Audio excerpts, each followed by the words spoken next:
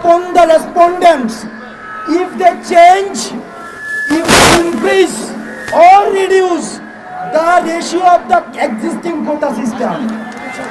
এখানে কিন্তু স্পষ্টভাবে বলা হয়েছে রেসপন্ডেন্টস ছিল সরকার।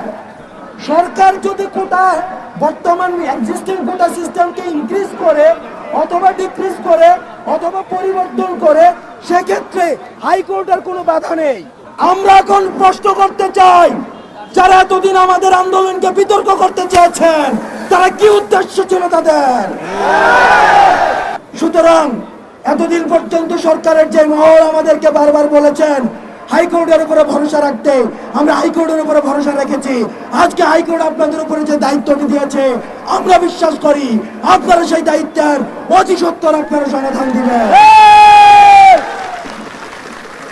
আমরা বিশ্বাস করতে চাই সমাধানের বিকল্প কখনো ভয় হতে পারে না। আমরা বিশ্বাস করতে চাই সমাধানের বিকল্প কখনো মামলা হতে পারে না, সমাধানের বিকল্প কখনো হামলা হতে পারে না, সমাধানের বিকল্প কখনো প্রেশার হতে পারে না, পলিসি মেকিং কে কখনো পাওয়ার পলিটিক্সে রূপান্তর করা যেতে পারে না। আধুনিক বাংলাদেশের যে শিক্ষার্থীরা রয়েছে তারা পাওয়ার পলিস করে না। বাংলাদেশের সংগ্রামী বন্ধুরা, সংগ্রামী ছাত্র বন্ধুরা, আমরা 2018 সালে কোটা সংস্কার আন্দোলন করেছিলাম। তখন মাননীয় প্রধানমন্ত্রী সংসদে বলেছিলেন বাংলাদেশের প্রথম ও দ্বিতীয় শ্রেণীর চাকরিতে কোনো কোটা থাকবে না, এবং তার সেই কথার ভিত্তিতে একটি পরিপত্র জারির মাধ্যমে বাংলাদেশ থেকে প্রথম ও দ্বিতীয় শ্রেণীর সকল কোটা দূর করা হয়। কিন্তু 2024 সালের 5 জুন মহামান্য হাইকোর্ট সেই পরিপত্রটিকে অবৈধ ঘোষণা করে। সবচেয়ে বড় কথা হচ্ছে আমাদেরকে বলা হচ্ছে যে আমরা কেন হাইকোর্টের এই রায় মেনে নিয়ে কেন আমরা পড়ার টেবিলে ফিরে যাচ্ছি না।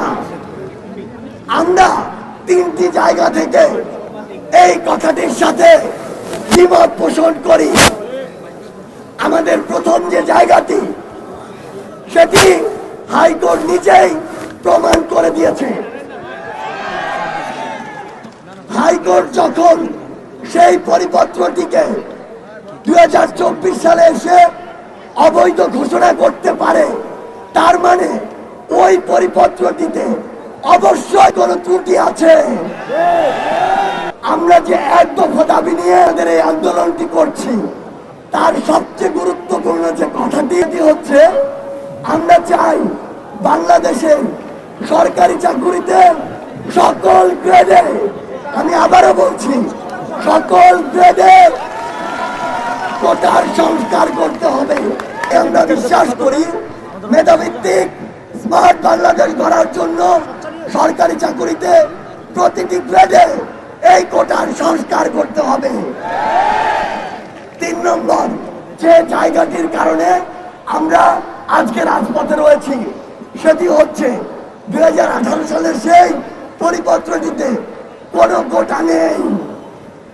এখন গুরুত্বপূর্ণ কথা হচ্ছে আমরা এখনো বিশ্বাস করি বাংলাদেশে অনগ্রসর কিছু জাতিগোষ্ঠী রয়েছে, আমাদের প্রতিবন্ধী ভাইরা কিংবা পাহাড়ের ওই ক্ষুদ্র নৃগোষ্ঠী যারা রয়েছেন, সে ভাই বোনেরা, আমরা বিশ্বাস করি তাদের জন্য একটি যৌক্তিক মাত্রায় কোটা থাকা উচিত। যেহেতু সংবিধানের এটি বলা হয়েছে, এখন 18 পরিপত্র দেখলে আপনি দেখতে পাবেন এখানে কোনো কোটা নেই। তাহলে একজন মুক্তিযোদ্ধা পরিবারের সন্তানের ভিটের কারণে মহামান্য হাইকোর্ট যদি 18 পরিপত্রকে অবৈধ ঘোষণা করে, তাহলে আজকে থেকে কিছুদিন পরে তো একজন প্রতিবন্ধী যদি বলে, তাহলে এটি অবৈধ ঘোষণা করার সম্ভাবনা আরো বেড়ে যায়। বন্ধুগণ, প্রথমে সারা দেশে আজকে আমাদের যে পূর্ব ঘোষিত কর্মসূচি, সেই কর্মসূচিতে যেখানে যেখানে হামলা ও বাধা দেওয়া হয়েছে, আমি তার নিন্দা ও প্রতিবাদ জানিয়ে আমার বক্তব্য শুরু করছি।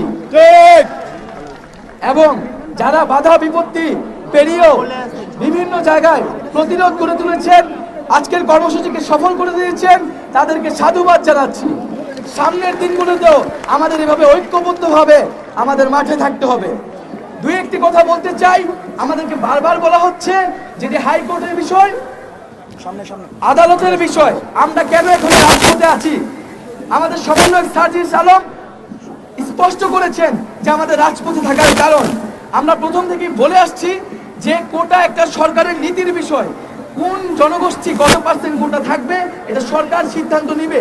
যদি সেখানে সংবিধান পরিপন্থী কিছু হয় তখন আদালত সেখানে হস্তক্ষেপ করতে পারে। 18 পরিপত্র যেহেতু সংবিধান পরিপন্থী ছিল, হাইকোর্ট সেখানে সুযোগ পেয়েছে সেটাকে অবৈধ ঘোষণা করার, এবং এই সুযোগ কিন্তু 2018 সালে সরকার নিজেই করে দিয়েছিল। আমরা চাই এইবার কোনো ভুল করতে চাই না, কোনো ফাঁদে পা দিতে চাই না। আমরা চাই কোটা সমস্যার চূড়ান্ত সমাধান বাংলাদেশে হতে হবে। আমরা 18 সালে আন্দোলন করেছি, 24 সালেও আন্দোলন করছি। আমরা স্পষ্টভাবেই বলছি হাইকোর্টের সাথে আমাদের আন্দোলনের কোনো ধরনের সম্পর্ক নেই।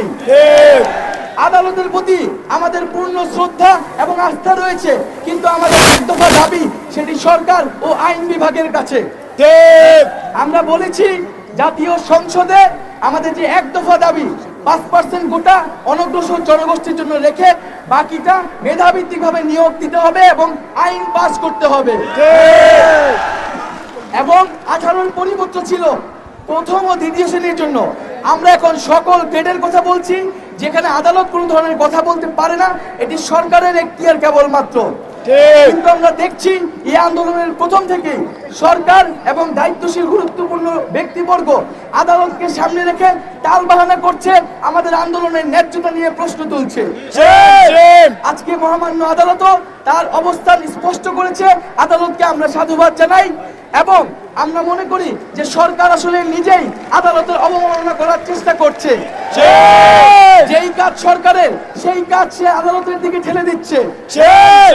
তো আমরা বলবো এখনো সময় আছে, কোন ধরনের টালবাহানা না করে সুস্পষ্ট বক্তব্য এবং দৃশ্যমান পদক্ষেপ নিতে হবে। জরুরি অধিবেশন ডেকে সংসদে কোটার আইন পাস করতে হবে। আরেকটি বিষয় বন্ধুগণ, আমাদের আন্দোলন নিয়ে রাজনৈতিক সংশ্লিষ্ট নিয়ে বারবার বিভিন্ন মহল কথা বলার চেষ্টা করছে যে আমাদের নাকি রাজনৈতিক উদ্দেশ্য, সেই জন্য আমরা রাজপথে আছি। আমরা খুব স্পষ্টভাবেই বলতে চাই যে আমাদের সাথে সরকার বা অন্য কোনো পক্ষের রাজনৈতিক কোনো পক্ষ বিপক্ষ বা সংশ্লিষ্টতা নাই। কোটা সমস্যা নিরসন সাধারণ শিক্ষার্থীদের স্বার্থের দাবি, তাদের মনের প্রাণের দাবি। এই আন্দোলনে বিভিন্ন দল মতের শিক্ষার্থীরা রয়েছে। আমরা এই ইস্যুতে সবাই ঐক্যবদ্ধ এবং সবার প্রতি আহ্বান থাকবে আপনারা এখানে সাধারণ শিক্ষার্থীর ব্যানারে এসে আন্দোলনকে সফল করুন। এবং সরকারের প্রতি আহ্বান থাকবে শিক্ষার্থীদের যে কোনো আন্দোলনের ভিতরে বিরোধী দলের ভূত দেখার যে মানসিক রোগ হয়েছে তা যদি তারা দ্রুতই সারিয়ে আন্দোলন বন্ধ করা যাবে না, ভয় দেখিয়ে এই আন্দোলন। এবং আরেকটি বিষয় যে বারবার বিভিন্ন মিডিয়া এবং নানা প্রোপাগান্ডা সেল ব্যবহার করে এই আন্দোলনকে প্রশ্নবিদ্ধ করার চেষ্টা করা হচ্ছে, জনদুর্ভোগের কথা বলা হচ্ছে। আজকে আমরা এই যে এত টানাদিন আন্দোলন করছি, সরকার কোনো কর্ণপাত করে নাই। এই আন্দোলন সুরাহা করার দায়িত্ব কার ছিল? সরকার এবং আন্দোলনের রায়ে, সরকার এবং আদালতের রায়ে এই আন্দোলনের প্রেক্ষাপট তৈরি হয়েছে। আমরা নিজ উদ্যোগে কিন্তু আন্দোলনে নামি নাই। তো সরকার যখন ব্যবস্থা নেয় নাই, টনক করে নাই, আমাদের রাজপথে থাকতে হয়েছে। ফলত এই জনদুর্ভোগের দায় কিন্তু কর্তৃপক্ষকে নিতে হবে। এবং আমরা মনে করি জনগণ আমাদের সাথে আছে, আমাদেরকে তারা সহযোগিতা করছে। আমরা তাদেরই সন্তান। আমরা চাকরি না পেলে কিন্তু বাংলাদেশের ভবিষ্যতে অন্ধকার হয়ে যাবে। তাই বলবো, সাংবাদিক ভাইদের অনুরোধ জানাবো যে আমরা নিয়মতান্ত্রিক ভাবে শান্তিপূর্ণ ভাবে আন্দোলন চালিয়ে যাচ্ছি। আমরা সকলের সহযোগিতা চাই, আমরা জনদুর্ভোগ চাই না, নিজেদের দুর্ভোগ চাই না। আপনারা সকলে মিলে সরকারকে প্রশ্ন করুন, কেন এতদিন শিক্ষার্থীরা মাঠে আছে, কেন শিক্ষার্থীদের দাবি দ্রুত গতিতে মেনে নেওয়া হচ্ছে না? প্রশ্ন দেওয়ার দায় আমাদের না, এই প্রশ্ন দায় দিবে সরকার। এবং আজকে যেটা হলো যে আমাদের বাধা দেওয়া হলো, ভয় দেখানো হলো, এবং আমরা দেখেছি ঢাকা বিশ্ববিদ্যালয় ক্যাম্পাসে বিভিন্ন জায়গা থেকে বাসে করে অছাত্র এনে ক্যাম্পাসে একটা অস্থিতিশীল পরিবেশ তৈরি করার চেষ্টা করা হয়েছে। আমরা স্পষ্টভাবে বলতে চাই যে আমাদের কোন রাজনৈতিক পক্ষ বিপক্ষ এখানে নাই। কিন্তু শিক্ষার্থীদের আন্দোলনে কোনো ধরনের যদি বাধা দেওয়া হয় তাহলে কিন্তু আমরা দেখবো না কে বাধা দিচ্ছে আমাদের। তো বন্ধুগণ, আমি বিশ্ববিদ্যালয় প্রশাসনের কাছেও আহ্বান জানাবো, বিভিন্ন বিশ্ববিদ্যালয় প্রশাসন, শিক্ষার্থীদের নিরাপত্তা দেওয়ার দায়িত্ব কিন্তু আপনাদের। আগেও বলেছি, আমাদের আন্দোলন যৌক্তিক আন্দোলন, যদি আমরা চাকরি না পাই বিশ্ববিদ্যালয়ের শিক্ষকদের কিন্তু প্রশাসনের চাকরি থাকবে না। বন্ধুগণ, এ পর্যায়ে আমরা আমাদের কর্মসূচি ঘোষণা করব। আগামীকাল আজকে যে আমাদের যে এক দফা কর্মসূচিতে আমাদের আন্দোলন, আমরা চাচ্ছি জরুরি অধিবেশন ডেকে সংসদে এই আইন পাস করতে হবে, তার আগ পর্যন্ত আমরা রাজপথে থাকবো। এই এক দফা দাবি সহ সারা দেশে যে হামলা করা হয়েছে, বাধা দেওয়া হয়েছে এবং যারা বাধা দিয়েছে তাদের বিচারের দাবিতে আগামীকাল বিকাল 4টায় সারা দেশের সকল ক্যাম্পাসে বিক্ষোভ মিছিল ও সমাবেশ অনুষ্ঠিত হবে। মেধা মেধা